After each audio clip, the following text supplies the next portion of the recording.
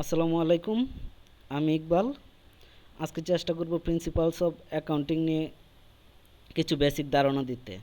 মূলত অ্যাকাউন্টিংটাকে আমি তিনটা ভাগে ভাগ করেছি, যার মধ্যে এই প্রথম ভাগটা হলো আজকের এই লেকচার। আশা করি এই লেকচারটা কভার করার মাধ্যমে 3 ভাগের 1 ভাগ অ্যাকাউন্টিং কমপ্লিট হয়ে যাবে।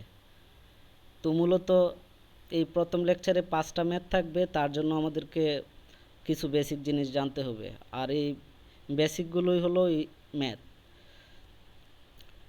তো প্রথমে শুরু করতে চাই অ্যাকাউন্টিং কি, অ্যাকাউন্টিং দিয়ে। অ্যাকাউন্টিং হলো মূলত আইডেন্টিফাই করা, রেকর্ড করা এবং কমিউনিকেশন করা। এখন আমি কি কমিউনিকেট করব, আইডেন্টিফাই করব বা রেকর্ড করব? অবশ্যই সেটা ফিনান্সিয়াল ইনফরমেশন। কার কাছে? ইন্টারেস্টেড ইউজারের কাছে। সো আমি বলতে পারি যে accounting is an information systems that identifies records, communicates economic events to the user. তো আমরা বুঝতে পারলাম যে অ্যাকাউন্টিং মানে আইডেন্টিফাই করা, রেকর্ড করা এবং কমিউনিকেট করা। এখন আসলে আইডেন্টিফাই কি, রেকর্ড কি এবং কমিউনিকেট কি? এখন মনে করি যে আমি একটা কোম্পানির মালিক। তো বলে রাখা ভালো যে আমরা অ্যাকাউন্টিংয়ে যত ম্যাথই করব, যত কিছুই করব, যেহেতু কোনো না কোনো ম্যাথ করব, সেটা অবশ্যই একটা না একটা কোম্পানি রিলেটেড থাকবো। আর আমি মনে করব যে আমি সেই কোম্পানির মালিক অথবা সেই কোম্পানির ম্যানেজার অথবা সেই কোম্পানির কোনো না কোনো এমপ্লয়ি। তো আমি সবসময় সেটাকে নিজের মনে করব। তো মনে করলাম আমি একটা কোম্পানির অ্যাসিস্ট্যান্ট ম্যানেজার। 1 বছরের কোম্পানির হিসাবটা আমি আমার ম্যানেজারকে বোঝাবো। এখন ম্যানেজারকে হিসাবটা বোঝাতে গেলে আমাকে দেখতে হবে আমার কোম্পানির 1 বছরে কত টাকা লাভ হয়েছে অথবা কত টাকা ক্ষতি হয়েছে। যখন আমি হিসেবটা বোঝাতে যাব তখন আমি লিখব যে এত টাকা লাভ হয়েছে কিংবা এত টাকা ক্ষতি হয়েছে। কখনোই লিখব না যে এত টাকা লাভ এবং এত টাকা ক্ষতি, একসাথে দুইটা কখনোই তো লিখতে পারবো না। সো আমি যে ডিসিশনটা নিলাম লাভ হয়েছে কি ক্ষতি হয়েছে এটা লিখব, সেই ডিসিশনটা নেওয়াকে বলা হয় আইডেন্টিফাই। তারপর আসি রেকর্ড। রেকর্ড কি? আমি যে ডিসিশনটা নিলাম যে এত 50,000 টাকা লাভ হয়েছে, সেটা মুখে মুখে বললে তো হবে না, কোথাও না কোথাও লিখে তারপর সেটাকে সাবমিট করতে হবে।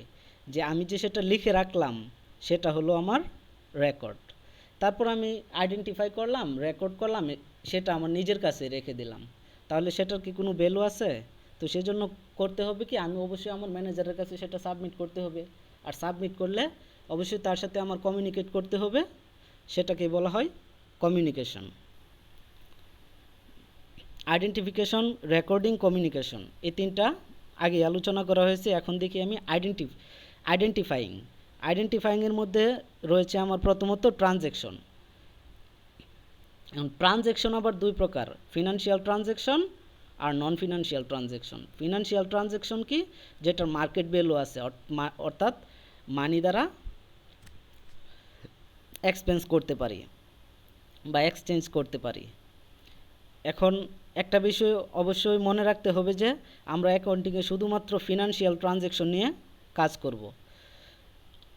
এখন নন ফিনান্সিয়াল ট্রানজ্যাকশনগুলোর মধ্যে রয়েছে হায়ার, অর্ডার, প্রপোজ, কন্ট্রাক্ট। এই 4টা ওয়ার্ড আমরা ম্যাথ করার সময় এই 4টা ওয়ার্ডের যে কোনো একটা ওয়ার্ড যখনই পাবো আমরা ওই লাইনটাকে বাদ দিয়ে দিব, কারণ আমরা শুধু ফিনান্সিয়াল ট্রানজ্যাকশন নিয়ে কাজ করব। তারপর আসি রেকর্ডিং। রেকর্ডিংয়ের মধ্যে রয়েছে জার্নাল, লেজার এবং ট্রায়াল ব্যালেন্স, যেটা পার্ট 2-তে করা হবে। এখন আসি যে আমি ইউজারে। এখন ইউজারের মধ্যে রয়েছে ইন্টারনাল ইউজার এবং এক্সটার্নাল ইউজার। এখন ইন্টারনাল ইউজার এবং এক্সটার্নাল ইউজার কারা? ধরলাম আমি একটা কোম্পানি খুলেছি, তো সেই কোম্পানিটা আমি 10 লাখ টাকা দিয়ে খুলছি। তো সেই কোম্পানিতে বিভিন্ন ম্যানেজার থাকবে, এমপ্লয়ি থাকবে, আর কিছু ইউজার থাকবে যারা কোম্পানির বাহিরে থাকবে। এখন ইন্টারনাল আর এক্সটার্নাল কারা? আমি মালিক, আমি আমার কোম্পানি সম্পর্কে যাবতীয় সব কিছু নিয়ন্ত্রণ করতে পারবো, আমি ডিসিশন নিতে পারবো আজকে আমার কোম্পানি খোলা থাকবে কিংবা কাল বন্ধ থাকবে। অথবা আমি ম্যানেজার, আমি বলতে পারবো যে আজকে এতটুকু প্রোডাকশন হবে, 50,000 টাকার কাপড় সেল করা হবে। তাহলে আমরা বুঝতে পারলাম কি যারা কোম্পানিতে ডিসিশন নিতে পারে, যেমন owner, employee, manager, admin, HR, management, supervisor, etcetera. এখন এক্সটার্নাল ইউজার কি? এক্সটার্নাল ইউজার হলো, এখন আমি আমার কোম্পানিটা খুলতে চাইছি, আমার কাছে 10 লাখ টাকা আছে, 15 লাখ টাকা লাগবে। এখন আমি একজনের কাছ থেকে 5 লাখ টাকা নিলাম, তাকে আমি বললাম কি যে আমার কোম্পানিতে যে প্রোডাকশন হবে ওখান থেকে আমি তোমাকে এই কাপড়গুলো তোমার কাছেই বিক্রি করব। অথবা আমি তাকে বললাম যে আমি তোমাকে এত পার্সেন্ট লাভ দিব। তো তারা কি পাবে? এক্সটার্নাল ইউজাররা অবশ্যই আমার কাছ থেকে বেনিফিট পাবে। তারা শুধু বেনিফিট পাবে, কিন্তু তাদের ডিসিশন নেওয়ার ক্ষমতা নেই যে তারা আমাকে বলতে পারবে যে আজকে এতটুকু উৎপাদন করো, আজকে এতটুকু উৎপাদন করো না। তাহলে আমরা মূলত বুঝতে পারলাম কি ইন্টারনাল ইউজার হলো যাদের ডিসিশন নেওয়ার ক্ষমতা আছে, আর এক্সটার্নাল ইউজার কারা? যারা ডিসিশন নিতে পারে না কিন্তু বেনিফিট পায়। এখন এক্সটার্নাল ইউজারের মধ্যে আছে ইনভেস্টর এবং ক্রেডিটর। ইনভেস্টর কারা? যারা কি আপনার প্রোডাক্টগুলো কিনছে, অর্থাৎ আমি যে বলেছিলাম আমার কোম্পানির প্রোডাক্টগুলো আপনার কাছে বিক্রি করব, তার বিনিময়ে তার কাছ থেকে আমি অগ্রিম 5 লাখ টাকা নিয়েছিলাম, যে এই শর্তে যে আমার কোম্পানির কাপড়গুলো আপনাকে দিব। তো সে হলো আমার ইনভেস্টর। আর ক্রেডিটর কারা? ক্রেডিটর বলতে এক কথায় পাওনাদার। তো বিজনেস স্টার্ট করতে চাইছি, এই জন্য একজনের কাছ থেকে আমি 5 লাখ টাকা নিয়েছি 5% সুদে বা 1% সুদে। তো যে আমার কাছ থেকে টাকা পাবে সে হলো ক্রেডিটর। তারপর আছে যে প্রিন্সিপালস অফ অ্যাকাউন্টিং, 5টা প্রিন্সিপালস আছে, সো এগুলো নিজে নিজে দেখে নিব। তারপর আসি মূলত অ্যাকাউন্টিংয়ে। এখন অ্যাকাউন্টিং যত মেথি করি মূলত একটা সূত্রের উপর নির্ভরশীল, যা হলো asset is equal to liabilities plus owner's equity. এখন অ্যাসেট কি? যা আমাদের ভবিষ্যতে সার্ভিস দেবে অথবা বেনিফিট দেবে, তাই আমার অ্যাসেট। লায়াবিলিটিস কি? লায়াবিলিটিস হলো আমি যে কোম্পানি খুলেছি একজনের কাছ থেকে 5 লক্ষ টাকা ধার নিয়েছি, তো লায়াবিলিটিস মানে কি? আমার ঋণ, অর্থাৎ আমার ঋণের পরিমাণ বা দায়ের পরিমাণ। ওনার্স ইকুইটি কি? আমি কোম্পানিটা খুলেছি 15 লক্ষ টাকায়, তার মধ্যে আমি কি 10 লাখ টাকা আমি নিজে দিয়েছি, অর্থাৎ যেটাতে শুধুমাত্র কোম্পানির মালিকের হক, সেটা হলো ওনার্স ইকুইটি। ম্যাথ করতে গেলে মূলত এই যে অ্যাসেট, লায়াবিলিটিস এবং ওনার্স ইকুইটি, এর কয়েকটা অংশের যে বেসিকগুলো আছে শুধু সেই বেসিকগুলো জানতে পারলে আমরা ম্যাথগুলো করতে পারবো। আর কোনো একটা বেসিক না পারলে আমরা পুরো ম্যাথটাই করতে পারবো না, কারণ কোনো না কোনো জায়গায় প্যাচ লাগবেই, কারণ সবগুলো ম্যাথ চেনের মতো একটার পর একটা কাজ করবে। সো বেসিকগুলো আমরা ভালো করে খেয়াল করব। এখন অ্যাসেট, অ্যাসেট মানে আমি কি বলছি? যা আমাদের ভবিষ্যতে সার্ভিস দিবে বা বেনিফিট দিবে। তো অ্যাসেটের মধ্যে কি কি আছে? ক্যাশ, যা দিয়ে আমি কোম্পানি শুরু করলাম। ইকুইপমেন্ট, মনে করি আমি একটা হোটেল দিয়েছি, এখন হোটেলের জন্য প্রথমে আমি কি করব? একটা জমি কিনব, তো সেই জমিটা হলো আমার ইকুইপমেন্ট। অ্যাকাউন্ট রিসিভেবল, আমি একজনের কাছে ওই হোটেল থেকে 50,000 টাকার খাবার বিক্রি করলাম, সে আমাকে 25,000 টাকা দিল, আর 25,000 টাকা বললো যে ভাই পরে দিব। তো যে 25,000 টাকা সে বাকি রাখছে, এই 25,000 টাকা আমি কোনো না কোনো সময় তার কাছ থেকে রিসিভ করব, তো সেই 25,000 টাকাই হবে আমার অ্যাকাউন্ট রিসিভেবল। তারপর আছে সাপ্লাইজ। এখন সাপ্লাইজ কি? সাপ্লাইজ হলো ইকুইপমেন্টের মতোই, কিন্তু সেটা হলো স্মল অ্যাসেট। এখন আমি যে রেস্টুরেন্ট দিলাম, রেস্টুরেন্ট দিতে গেলে আমার ওইখানে প্লেট লাগবে, চেয়ার টেবিল লাগবে, যে ছোট ছোট ইকুইপমেন্টগুলো আছে সেগুলো হলো আমার সাপ্লাইজ। তারপর আছে এই যে ইনভেন্টরি। এখন ইনভেন্টরিটা কি? মানে left over the goods. Left over the goods বলতে আমি কি বুঝি? ধরলাম যে আমার এই রেস্টুরেন্টে একদিনে 20 কেজি চাল লাগবে, এখন আমি একদিনে 18 কেজি চাল ভাত রান্না করলাম, তো 2 কেজি চাল কিন্তু আমার থেকে গেল। যে পরিমাণ থেকে গেল সেটাই হলো আমার লেফট ওভার দ্য গুডস। তারপর আছে advance payment, prepayment, prepaid, insurance. এখন আমরা তো বিভিন্ন ইন্স্যুরেন্স করি, যে মাসে মাসে আমি আগেই টাকা দিয়ে দেই, তারপর একটা নির্দিষ্ট সময় পর আমরা একটা বিগ অ্যামাউন্ট পাই, তো সেটাও আমার অ্যাসেট। তারপর আসি লায়াবিলিটিস। লায়াবিলিটিস মানে আমি বলছি যে দায়, অর্থাৎ লায়াবিলিটিস মানে কি? ঋণের পরিমাণ, আমাকে তাকে অবশ্যই সেটা দিতে হবে। তার মানে আমি কি বুঝলাম? যে আমার অ্যাসেট কমে যাবে, কারণ যে পরিমাণ টাকা তার কাছে নিয়েছি তার কাছ থেকে সেটা আমাকে তাকে দিতেই হবে। আমি বলতে পারি যে লায়াবিলিটিস ডিক্রিজ আওয়ার অ্যাসেট। তো লায়াবিলিটিসের মধ্যে মূলত রয়েছে অ্যাকাউন্ট পেয়েবল এবং নোটস পেয়েবল। এখন অ্যাকাউন্টস পেয়েবল কি? অ্যাকাউন্টস পেয়েবল হলো, আমি আমার কোম্পানি খুলবো, এই জন্য আমি আমার বন্ধুর কাছ থেকে 5 লাখ টাকা দিলাম।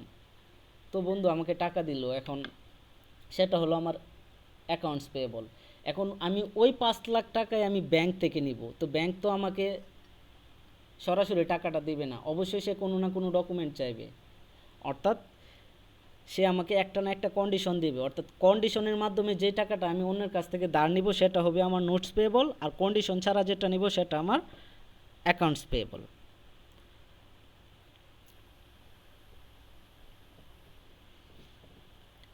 তারপর এই যে অ্যাকাউন্ট রিসিভেবল, তো অ্যাকাউন্ট রিসিভেবল কি? ভবিষ্যতে আমি যে টাকাটা রিসিভ করব অথবা ভবিষ্যতে আমি সার্ভিস রিসিভ করব সেটা আমার অ্যাকাউন্ট রিসিভেবল।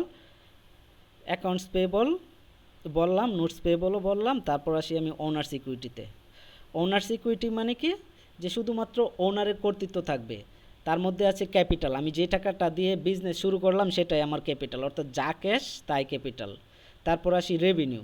রেভিনিউ কি? আমি আমার কোম্পানি থেকে 50,000 টাকার কাপড় সেল করলাম, তার মানে আমার 50,000 টাকা রেভিনিউ হলো।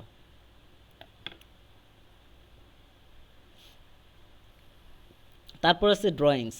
এখন ড্রয়িংস কি? আমার আমি কোম্পানির মালিক, আমার দরকারে আমি ওখান থেকে 20,000 টাকা তুলে নিলাম, তো সেটা আমার ড্রয়িংস। তারপর এক্সপেন্স, আমি যে বিজনেসটা রান করলাম, মানে বিজনেসটা কত টাকার কাপড় উৎপাদন করব, কর্মচারীর স্যালারি দিব ইত্যাদি, আমার বিভিন্ন প্রকার খরচ আছে, অর্থাৎ বিজনেস রান করার জন্য আমার যে কস্ট হয় সেটা হলো আমার এক্সপেন্স।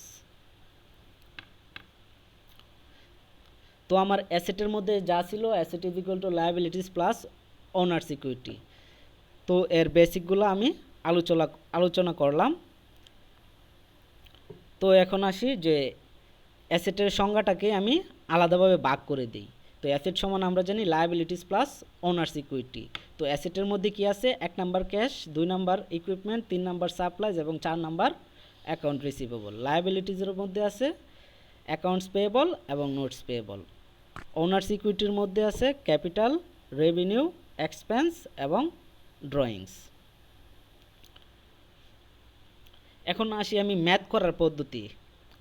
এখন ম্যাথ করতে হলে প্রথমে আমার দেখতে হবে আসলে 1 নাম্বার, যদি সরাসরি লেখা থাকে পেড ক্যাশ, তাহলে কি আমার ক্যাশ কমে গেছে, অর্থাৎ ক্যাশ থেকে আমি টাকা দিয়ে দিয়েছি, তাহলে টাকা কি হবে? ক্যাশ থেকে মাইনাস। আর যদি বলা থাকে রিসিভ ক্যাশ, আমি ক্যাশ রিসিভ করেছি, তার মানে টাকা ক্যাশের সাথে যোগ হবে। এখন বললাম যে ইকুইপমেন্ট বা বড় একটা যন্ত্র আমি কিনছি, তো আমার কি হবে? ইকুইপমেন্টের গড়ে কি প্লাস হবে, অর্থাৎ আগে কোনো ইকুইপমেন্ট ছিল না, তার মানে ইকুইপমেন্টের গড়ে প্লাস। আর ইকুইপমেন্ট কেনার জন্য তো আমার একটা খরচ হয়েছে, তো ক্যাশ থেকে সেই টাকাটা মাইনাস। আর সরাসরি সাপ্লাইজের ক্ষেত্রে আমার কোয়েশ্চেনে উল্লেখ থাকবে যে সাপ্লাইজ এত টাকা। তারপর অ্যাকাউন্ট রিসিভেবল, তারপর accounts payable, notes payable, capital, revenue, expense, drawings. তো ক্যাপিটাল কি? যা দিয়ে বিজনেস শুরু করেছি। আর রেভিনিউ কি? সার্ভিস প্রদান করার মাধ্যমে যেই টাকাটা লাভ হয়েছে। আর এক্সপেন্স কি? আমি যে সার্ভিস প্রদান করছি সেই সার্ভিস প্রদান করতে গিয়ে আমার কি কি খরচ হয়েছে। তারপর আসি ড্রয়িংস। ড্রয়িংস কথাটা থাকবে, সেজন্য আমার সরাসরি কোশ্চেনে উইথড্র কথা লেখা থাকবে। তো আমি কলাম আকারে অ্যাসেটটা লিখি যে asset is equal to liabilities plus owner security. তো অ্যাসেটের মধ্যে cash, equipment, supplies, account receivable. তারপর লায়াবিলিটিসের মধ্যে আছে অ্যাকাউন্টস পেয়েবল, নোটস পেয়েবল, আর ওনার সিকিউরিটিতে আছে আমার 4টা জিনিস, capital, plus revenue, minus expense এবং মাইনাস ড্রয়িংস। তো এখানে মাইনাস হলো কি জন্য? আমি আসলে মাইনাস দিয়ে বোঝাতে চাচ্ছি যে আসলে ক্যাশ থেকে সেটা কমে যাবে, অর্থাৎ এক্সপেন্স হলে ক্যাশ থেকে কমবে, ড্রয়িংস হলেও ক্যাশ থেকে কমবে। তারপর এখানে আমি আসি 2 নাম্বার পয়েন্টে, on account, due, on credit, on a later date. এই কথাটা উল্লেখ থাকলে আমরা বুঝে নিব সেটা আসলে বাকিতে, আমার যে ট্রানজ্যাকশনটা হয়েছে সেটা বাকিতে।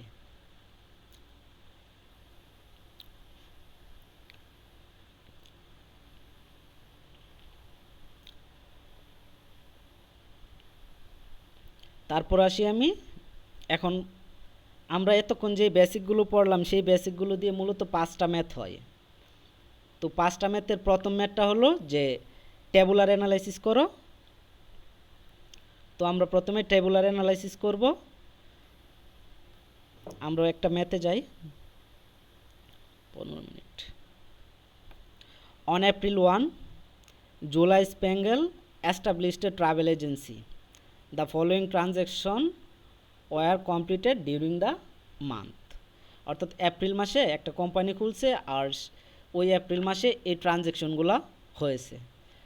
শুরুতেই বলছে যে invested $15,000 cash to start the agency, অর্থাৎ সে এজেন্সিটা খোলার জন্য সে $15,000 ইনভেস্ট করছে। তার মানে কি তার ক্যাপিটাল কত? 15,000, আর কি তার ক্যাশও 15,000। তাহলে আমার কি হবে? আমরা পড়লাম যে asset is equal to liabilities plus owner's equity. অ্যাসেটের ঘরে থাকবে cash, equipment, supplies, account receivable. লায়াবিলিটিসে থাকবে অ্যাকাউন্ট পেয়েবল, নোটস পেয়েবল। আর ওনার্স ইকুইটিতে ক্যাপিটাল, রেভিনিউ, এক্সপেন্স, ড্রয়িংস। তো আমি কি করলাম? $15,000 দিয়ে বিজনেস শুরু করলাম। তাহলে $15,000 আমার ক্যাশ, আর যা ক্যাশ তাই ক্যাপিটাল। তারপর 2 number point, paid $600 for April office rent. এখন অফিস ভাড়া নেওয়ার জন্য আমার $600 পেড করতে হয়েছে। তার মানে কি আমার এক্সপেন্স হয়েছে $600, তাহলে কি এক্সপেন্সের ঘরে 600। যেহেতু $600 এক্সপেন্স হয়েছে, আমার ক্যাশ থেকে $600 কমে গেছে, তাহলে ক্যাশের ঘরে -600। Number 3, purchase equipment for $3,000। তো 3,000 টাকা দিয়ে আমি কি করলাম? ইকুইপমেন্ট কিনছি। তাহলে ইকুইপমেন্টের ঘরে থাকবে 3,000, কারণ তার আগে কোনো ইকুইপমেন্ট ছিল না। আর কি 3,000 টাকা দিয়ে যেহেতু কিনছি, ক্যাশ থেকে 3,000 মাইনাস।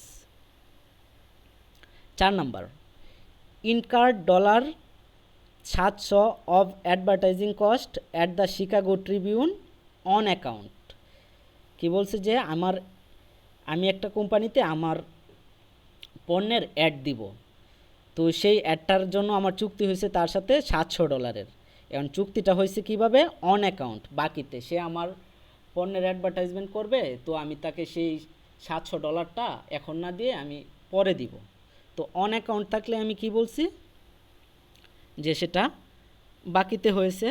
আর অন অ্যাকাউন্ট মানে কি সেই টাকাটা আমার তাকে এক সময় না এক সময় দিতে হবে, অর্থাৎ accounts payable.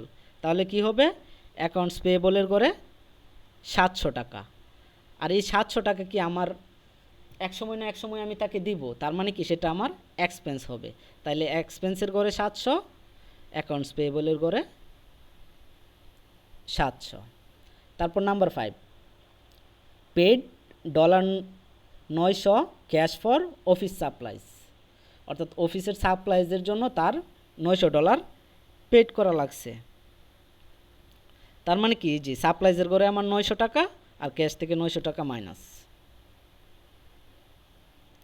Number 6, perform service ওর $10,000, অর্থাৎ 10,000 টাকা সে সার্ভিস প্রদান করলো।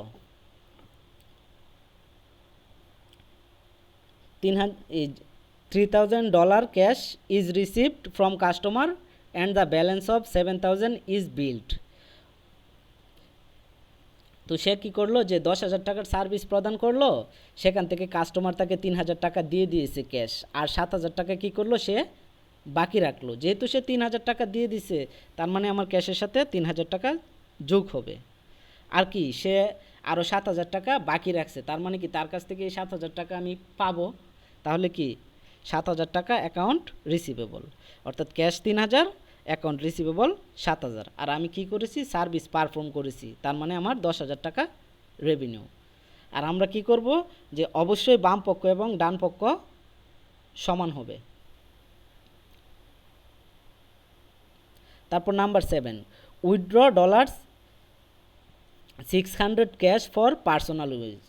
তো আমি পার্সোনাল ইউজের জন্য 600 টাকা কী করলাম, $600 উইথড্র করলাম। তাহলে ড্রয়িংসের ঘরে 600, কারণ আমি সেটা উইথড্র করেছি। আর কি, আমার ক্যাশ থেকে 600 মাইনাস।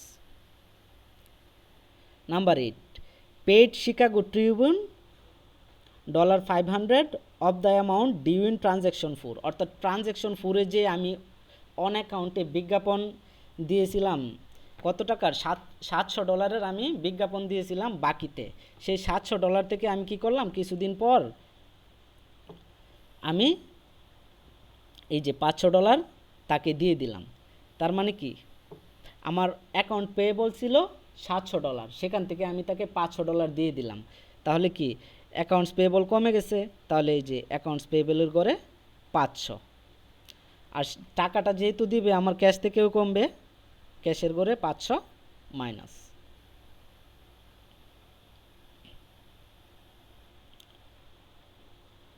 তারপর নাম্বার 9, পেইড এমপ্লয়ি স্যালারিজ $2500।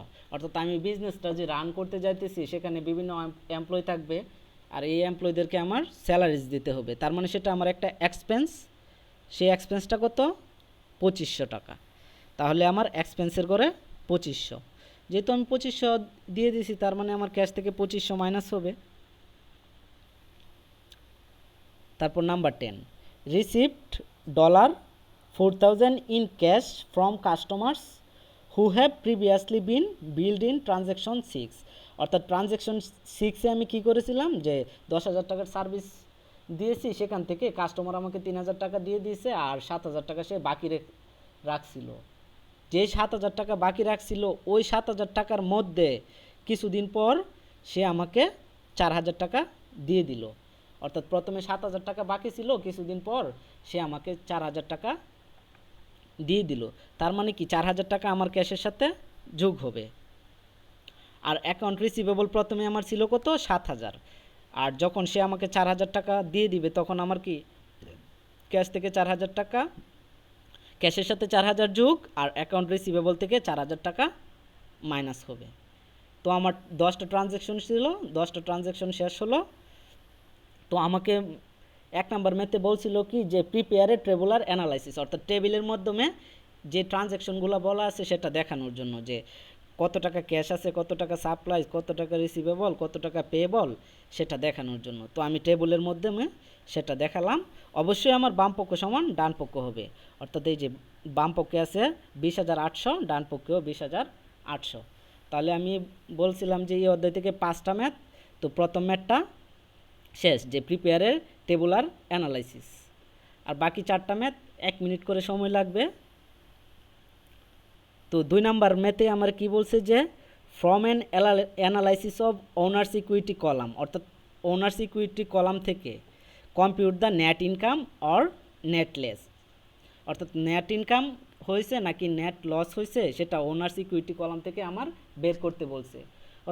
তো এক কথায় সেটাকে আমি বলতে পারি যে ইনকাম স্টেটমেন্ট, অর্থাৎ আমার কত টাকা ইনকাম হয়েছে সেটা আমি বের করব। তো কত টাকা ইনকাম হয়েছে সেটা জানার জন্য আমার কি করতে হইব, আসলে আমার কত টাকা রেভিনিউ হয়েছে আর কত টাকা এক্সপেন্স হয়েছে। তো ইনকাম স্টেটমেন্টটা কি, আমি কত টাকা রেভিনিউ করছি আর কত টাকা এক্সপেন্স করছি, অর্থাৎ রেভিনিউ মাইনাস এক্সপেন্স। তো আমি কি জানলাম, যে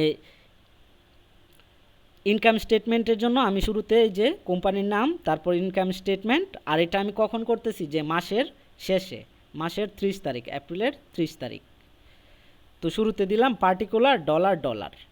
তো পার্টিকুলার মানে কি, আমার বিবরণ, আমি কি করতেছি। তো শুরুতে আমি কি, রেভিনিউ, আমার কত টাকা রেভিনিউ হয়েছে, কত টাকা এক্সপেন্স হয়েছে, সেটাই আমার ইনকাম স্টেটমেন্ট। তো আমার রেভিনিউ কত, আমি শুধুমাত্র 10,000 টাকার সার্ভিস প্রদান করছি। এই যে ট্রানজ্যাকশন 6-এ আমি 10,000 টাকার সার্ভিস প্রদান করছি, তার মানে আমার 10,000 টাকা হলো রেভিনিউ। তো আমার সার্ভিস রেভিনিউ কত? 10,000 টাকা। তারপর রেভিনিউ থেকে এক্সপেন্স বাদ দিলে যদি আমার পজিটিভ আসে তাহলে আমার ইনকাম হয়েছে নেট ইনকাম, আর নেগেটিভ আসলে আমার নেট লস। তো আমার 10,000 টাকা রেভিনিউ, এখন আমি সেটা থেকে এক্সপেন্সগুলো বাদ দিব। তো আমার এপ্রিলে কি কি এক্সপেন্স হয়েছিল, যে আমি 600 টাকা দিয়ে অফিস ভাড়া দিছি, তারপর $700 অ্যাডভার্টাইজিং দিছি, তারপর এমপ্লয়িজদের স্যালারি কত? $2500। তো টোটাল ছিল আমার রেভিনিউ ছিল 10,000, আর বিভিন্ন এক্সপেন্স আমার 3800। তাহলে রেভিনিউ থেকে আমি এক্সপেন্স বাদ দিলে আমার থাকতেছে 6,200। তো আমার 6,200 টাকা নেট ইনকাম হয়েছে। তাহলে আমি বলতে পারি যে নেট ইনকাম আমার 6,200, অর্থাৎ এপ্রিল মাসের শেষে আমি বলতে পারবো যে এই মাসে আমার 6,200 টাকা ইনকাম হয়েছে। তো আমি নিচে লিখে রাখছি যে নেট ইনকাম বা নেট লস বের করতে হলে আমার কি করতে হবে? রেভিনিউ মাইনাস টোটাল এক্সপেন্স, সেটাই হলো আমার ইনকাম স্টেটমেন্ট। তারপর 3 নাম্বার মেতে কি বললো? ফাইন্ড ওনার্স ইকুইটি স্টেটমেন্ট, অর্থাৎ ওনার্স ইকুইটি স্টেটমেন্ট বের করার জন্য। এখন ওনার্স ইকুইটি বলতে আমি কি বলছিলাম, যে যেটাতে শুধুমাত্র ওনারের দাবি থাকবে, অন্য কারোই না। তো ওনার শুধুমাত্র ওনারের দাবি। তো ওনার কি করছিল, যে এই যে 15,000, যখন আমি কোম্পানি শুরু করি নাই তখন ওনারের ক্যাপিটাল কী ছিল? আমি কোম্পানি শুরুই করি নাই, 0। তো ওনার্স ইকুইটি কি? ওনার কত টাকা দিয়ে কোম্পানি শুরু করছে আর ওইখান থেকে ওনার কত টাকা নিজে খরচ করছে, সেটাই হলো আমার ওনার্স ইকুইটি স্টেটমেন্ট। তো ওনার শুরুতে ওনারের কোনো টাকা ছিল না, তারপর যখন সে কোম্পানি চালু করলো, অর্থাৎ সে কোম্পানিতে $15,000 ইনভেস্ট করলো। তো তার ইনভেস্ট কত ছিল? $15,000। আর আমরা দেখলাম যে সে কি করলো, তার এপ্রিল মাসে তার ইনকাম হয়েছে $6,200। তাহলে তার টোটাল টাকা কত হয়েছে? 21,200। আমি বলতে পারি তার নেট ইনকাম হলো 21,200। তার ইনভেস্টমেন্ট ছিল 15,000 আর ইনকাম হলো 6,200, তাহলে তার টোটাল টাকা হলো 21,200। সেখান থেকে কি করলো, আমরা দেখলাম যে সে তার নিজের প্রয়োজনে $600 উইথড্র করছে। তো আমার টোটাল টাকা থেকে যে $600 মাইনাস করে দেই, তাহলে আমি পাইতেছি 20,600। আমি বলতে পারি যে ওনার্স ইকুইটি কত? 20,600, অর্থাৎ যেটাতে শুধুমাত্র ওনারের হক থাকবে। তো আমি এক কথায় ওনার্স ইকুইটি বলতে আমি কি বলতে পারি, এই যে ওনার্স ইকুইটি মানে কত টাকা ইনভেস্ট করছি, কত টাকা নেট ইনকাম হয়েছে, তার থেকে আমি ড্রয়িংসটা মাইনাস করব। অর্থাৎ owners equity is equal to invest plus net income minus drawings. তো 4 number math, prepare a balance sheet. আমাকে বলছে যে ব্যালেন্স শিট তৈরি করার জন্য। তো আগের মতোই আমি করব। এখন কি আমার ব্যালেন্স শিট। তো ব্যালেন্স শিট মানে কি, অর্থাৎ দুই পক্ষে আমার ব্যালেন্স দেখানোর জন্য, যে অ্যাসেট সমান লায়াবিলিটিস প্লাস ওনার্স ইকুইটি। এখন আমি দেখাবো যে অ্যাসেট সমান লায়াবিলিটিস প্লাস ওনার্স ইকুইটি কি না। অবশ্যই অ্যাসেট সমান লায়াবিলিটিস প্লাস ওনার্স ইকুইটি হবে। তো কোম্পানির নাম, তারপর আমি কি করতেছি ব্যালেন্স শিট, আর যা কিছুই করব তা মাসের শেষে April 30, 2017। তো পার্টিকুলার আর কি সে আছে সব ডলার। তো অ্যাসেট সমান যখন লায়াবিলিটিস প্লাস ওনার্স ইকুইটি হবে তখন তা আমার ব্যালেন্স শিট। তো শুরুতে আমি দুইটা গড় করলাম, যে প্রথমটা হলো অ্যাসেটের। তো অ্যাসেটের মধ্যে আমার কি আছে? ক্যাশ কত, এই যে আমি এখান থেকে ক্যাশ কত পাইছি টেবুলার অ্যানালাইসিস থেকে, এই যে ক্যাশ টেবুলার অ্যানালাইসিস থেকে আমি এই যে ক্যাশ কলামে পাইলাম 13,900 টাকা। তার মানে এই যে ক্যাশের ঘরে 13,900 টাকা, ক্যাশ 13,900 টাকা। তারপর আমি ইকুইপমেন্ট কত টাকার কিনছি? 3,000। আমার অ্যাকাউন্ট রিসিভেবল কত টাকা ছিল? 3,000। অ্যাকাউন্ট রিসিভেবলটা 3,000 কেন? আমার অ্যাকাউন্ট রিসিভেবল কী ছিল, যে আমি 10,000 টাকার সার্ভিস প্রদান করছি, ওখান থেকে সে আমাকে 3,000 টাকা ক্যাশ দিছে আর 7,000 টাকা বাকি রাখছে। তো যে 7,000 টাকা বাকি রাখছিল ট্রানজ্যাকশনের শেষ দিকে, সে ওইখান থেকে আমাকে আরও 4,000 টাকা দিয়ে দিল। তার মানে আর রিসিভেবল কত থাকলো? 3,000। সেই 3,000 টাকা হলো অ্যাকাউন্ট রিসিভেবল। তারপর আমি কত টাকার সাপ্লাই কিনেছি? 900 টাকা। তো আমাদের অ্যাসেটের মধ্যে কী ছিল? ক্যাশ, ইকুইপমেন্ট, অ্যাকাউন্ট রিসিভেবল এবং সাপ্লাইজ। তো টোটাল অ্যাসেট কত টাকার হলো? 20,800। আর এগুলো আমরা কোথা থেকে পাবো? যে টেবুলার অ্যানালাইসিস থেকে। টেবুলার অ্যানালাইসিসের অ্যাসেট কলাম থেকে আমরা এগুলা সরাসরি লিখতে পারি, অথবা ট্রানজ্যাকশন থেকে। তো অ্যাসেট পাইলাম আমি 20,800। এখন লায়াবিলিটিস আর ওনার্স ইকুইটি এই দুইটা মিলে যদি আমার 20,800 হয়, তাহলে আমার ব্যালেন্স শিট কমপ্লিট। তো লায়াবিলিটিসের মধ্যে আমার কি আছে? অ্যাকাউন্টস পেয়েবল, নোটস পেয়েবল এবং ওনার্স ইকুইটি, অর্থাৎ কত টাকা ওনারের। তো আমার কি ছিল? কোনো নোটস পেয়েবল নাই, আমার কি ছিল? Accounts payable. কত টাকা? 200 টাকা। তো আমার 200 টাকা আমার অ্যাকাউন্টস পেয়েবল ছিল। তো আমি অ্যাকাউন্টস পেয়েবলের করে 200 টাকা দিলাম। তারপর ওনার্স ইকুইটি, অর্থাৎ আমার ওনার্স ইকুইটিটা কত ছিল? তো সেই জন্য আমার যাইতে হবে ওনার্স ইকুইটি কলামে। এই যে owners equity statement, owners equity স্টেটমেন্টে আমি পাইলাম কত? ওনার্স ইকুইটি কত? 20,600। আমার একটা ম্যাথ করতে হলে অবশ্যই আগের ম্যাথে যেতে হবে। তো আমি ওনার্স ইকুইটি স্টেটমেন্টে পাইলাম যে ওনার্স ইকুইটি কত? 20,600। তো অ্যাকাউন্টস পেয়েবল ছিল 200 টাকা, ওনার্স ইকুইটি আমার 20,600 টাকা। তো দুইটা যে একসাথে যোগ করলে লায়াবিলিটিস এবং ওনার্স ইকুইটি দুইটা মিলে হয় আমার 20,800 টাকা। অর্থাৎ অ্যাসেট সমান লায়াবিলিটিস প্লাস ওনার্স ইকুইটি। তো একটা সূত্রের মাধ্যমে আমি পড়তে চাইলে কীভাবে পড়ব? Total asset is equal to total liabilities plus total owner's equity. এখন last math,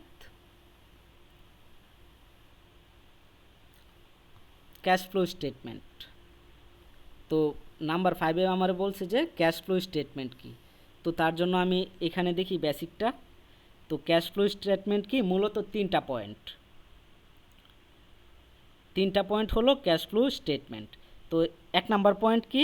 cash flow from operating activities, অর্থাৎ অপারেট করতে গিয়ে আমার কী কী অ্যাক্টিভিটিস হয়েছে, এটা হলো 1 নাম্বার। 2 নাম্বার কি? Investing activities. 3 নাম্বার কি? Financing activities. তো এই তিনটা পয়েন্ট হলো আমার ক্যাশ ফ্লো স্টেটমেন্ট। তো 1 নাম্বারে ছিল অপারেটিং অ্যাক্টিভিটিস। এখন অপারেটিং অ্যাক্টিভিটিস মানেই হলো আমি কত টাকা রিসিভ করেছি আর কত টাকা এক্সপেন্স করেছি। কত টাকা রিসিভ করেছি সেটা হলো আমার অপারেটিং অ্যাক্টিভিটিস, আর কত টাকা এক্সপেন্স করেছি সেটাও আমার অ্যাকাউন্ট অপারেটিং অ্যাক্টিভিটিস। অর্থাৎ কত টাকা রিসিভ করেছি এবং কত টাকা ক্যাশ করেছি, কত টাকা এক্সপেন্স করেছি, সেটাই হলো অপারেটিং অ্যাক্টিভিটিস। আর 2 নাম্বার কী ছিল? Investing activities. তো ইনভেস্টিং অ্যাক্টিভিটিস বলতে আমি কত টাকার ইকুইপমেন্ট কিনেছি। এখন ইকুইপমেন্ট কিনা কিভাবে ইনভেস্টিং অ্যাক্টিভিটিস হয়? এখন আমি ধরলাম যে আমি যেই বাসায় ভাড়া থাকি ওই বাসার মালিক 15 লাখ টাকা দিয়ে বাসাটা করলো। তারপর আমাদের কাছ থেকে প্রতি মাসে সে 50,000 টাকা করে ভাড়া পেল। এখন এই 50,000 টাকা করে ভাড়া পেতে তাকে অবশ্যই 15 লাখ টাকা দিয়ে আগে বাড়িটা বানাতে হয়েছে। তার মানে তার এই বাড়ি বানানোর জন্য 15 লাখ টাকা ইনভেস্ট করতে হয়েছে। তো আমরা কি এটাকে বলবো আমরা কি? Investing activities. অর্থাৎ পারচেজ অফ ইকুইপমেন্ট মানেই ইনভেস্টিং অ্যাক্টিভিটিস। তারপর আছে ফাইন্যান্সিং অ্যাক্টিভিটিস। ফাইন্যান্সিং অ্যাক্টিভিটিসের মধ্যে আমার রয়েছে কত টাকা আমি ইনভেস্ট করছি, কত টাকা ড্রয়িংস হয়েছে। তো এই তিনটা পয়েন্ট হলো আমার ক্যাশ ফ্লো স্টেটমেন্ট। তো আমরা এই তিনটা পয়েন্টকেই এখন ক্যাশ ফ্লো স্টেটমেন্টে লিখব।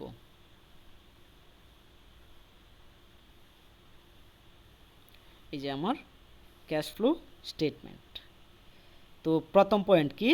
Cash flow from operating activities, অর্থাৎ অপারেটিং অ্যাক্টিভিটিসের জন্য কি কি হয়েছে। তো আমার প্রথম পয়েন্টে কি ছিল? যে আমি কি করব, কত টাকা রিসিভ করছি আর কত টাকা আমি এক্সপেন্স করছি।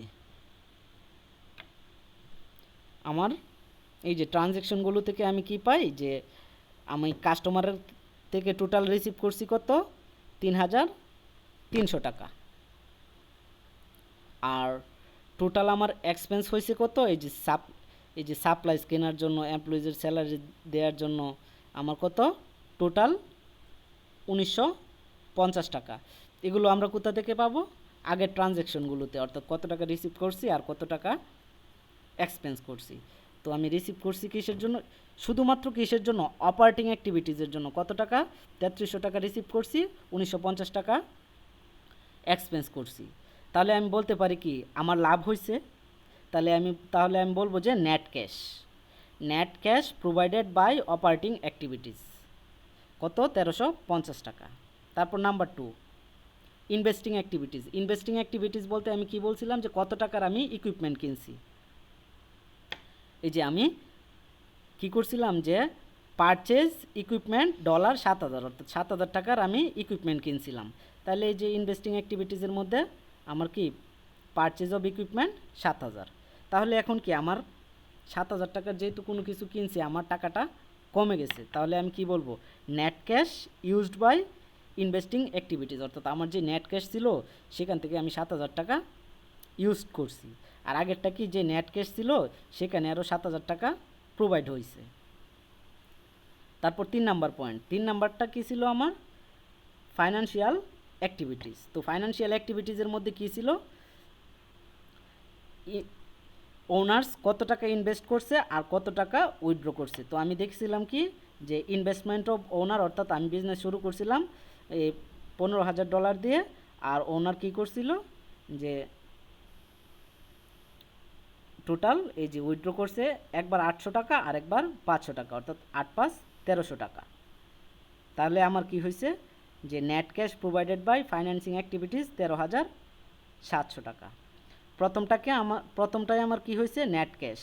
পরেরটায় যেহেতু মাইনাস হয়েছে, আমি কি নেট ক্যাশ, প্রথমটায় নেট ক্যাশ প্রোভাইড, আর পরেরটা যেহেতু মাইনাস হয়েছে নেট ক্যাশ ইউজড। আবার শেষেরটায় কি হয়েছে, ওইখানেও আমার নেট ক্যাশ প্রোভাইড হয়েছে। তো আমি পাইলাম কত, প্রথমটায় 13,50, পরে 7,000 মাইনাস, পরে আবার 13,700 প্লাস। তো আমি কি করব, 1350 যোগ 13,700 মাইনাস 7,000 করে দিব। তাহলে আমি কি পাইলাম, যে নেট ইনকাম ইন ক্যাশ কত, 8,500 টাকা। নেট ইনকাম ইন ক্যাশ 8,500 টাকা।